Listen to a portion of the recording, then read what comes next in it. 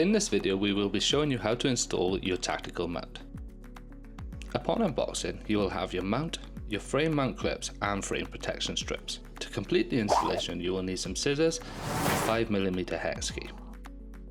First up we are going to take the bolts from the frame mount clips and set them aside.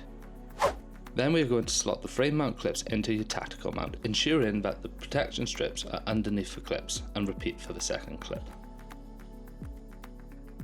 Before installing the tactical mount, it's best practice to put your lock into the mount and measure it up to your frame. See where it could sit and decide where on your frame you will place it.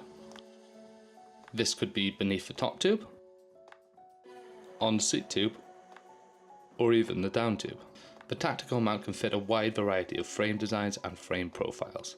The minimum frame circumference that the tactical mount can fit is 75mm, while the maximum frame circumference that the tactical mount can fit is 200mm.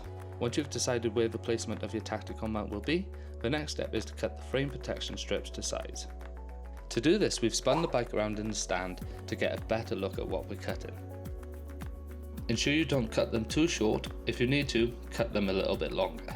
Once both protective strips are cut to the correct length, ensuring they cover the frame entirely not to damage the paintwork on your bike, we are going to reinsert the straps through the frame mount clips and insert the hex bolts and tighten the straps using the 5mm hex key.